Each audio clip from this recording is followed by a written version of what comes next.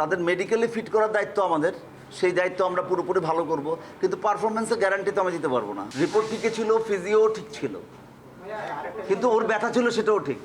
June 2026 অস্ট্রেলিয়ার বিপক্ষে সিরিজের শেষ ওয়ানডেতে লিটন বাম পায়ের কাফ মাসলে চোট পান। মজার বিষয়, চোট পাওয়ার পরও তিনি ব্যাটিং চালিয়ে যান এবং অপরাজিত 48 রান করেন।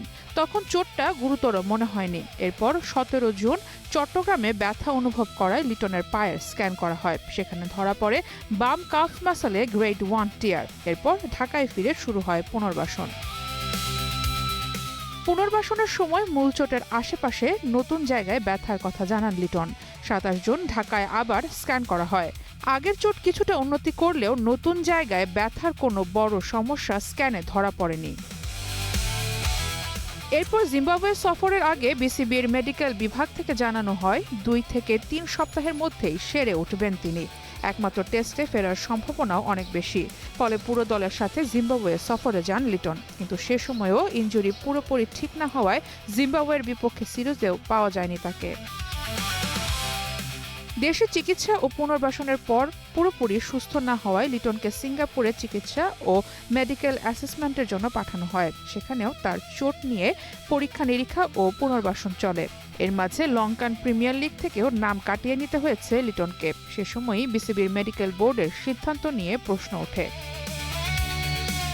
চোটের কারণে প্রথমে অস্ট্রেলিয়া সিরিজের স্কোয়াডেও রাখা হয়নি লিটনকে। তখন ধারণা ছিল হয়তো সিরিজের দ্বিতীয় টেস্টের আগে ফিরতে পারবেন। এয়ারপোর্টে সবার কাছে চমক ছিল পুরো বহরের সাথে লিটনকে দেখা।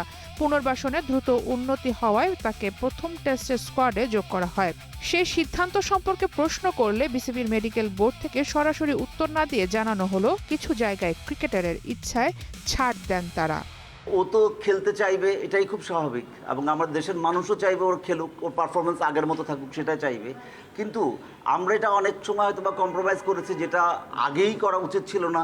অন্যান্যদের রিকোয়েস্ট শুনে আমরা হয়তো বা সেটা কিছুটা আগে করতে দিয়েছি, বা তারই রিকোয়েস্টে আগে করতে দিয়েছি। তার কেরিয়ারের স্বার্থে, দেশের স্বার্থে অবশ্যই তার ইনজুরিটাকে পুরোপুরি ঠিক করে আসা উচিত। যদি ইনজুর্ড একটা পেশেন্ট আরও খেলে, তাহলে আরও বেশি ইনজুরি প্রণ হবে। এটা তো খুবই স্বাভাবিকভাবে করা যায়। 12 আগস্ট ডারউইনে অনুশীলনের পর অধিনায়ক নাজমুল হোসেন শান্ত জানান লিটন শতভাগ ফিট এবং প্রথম টেস্টে খেলার জন্য প্রস্তুত। ডারউইন টেস্টে লিটন ব্যাট হাতে প্রত্যাশা পূরণ করতে পারেননি। এরপর ম্যাকাইয়েও ব্যর্থতা। টানা 3 ইনিংসে মেরেছেন ডাক। ফলে পুরো অস্ট্রেলিয়া সিরিজে তার ব্যাটিং নিয়ে বড় প্রশ্ন তৈরি হয়েছে। আঙ্গুল উঠেছিল বিসিবির মেডিকেল বোর্ডের উপরও, কিন্তু সমালোচনার তীর যেন উল্টো লিটনের উপরই এসে পড়ছে।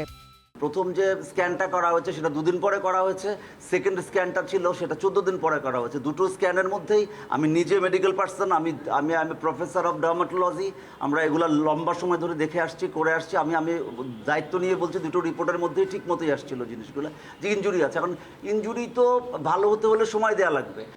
লিটনের ইনজুরিটা এখনও যে পুরোপুরি সারেনি সেটা বোঝা যাচ্ছে ডাক্তারের বক্তব্যতেই।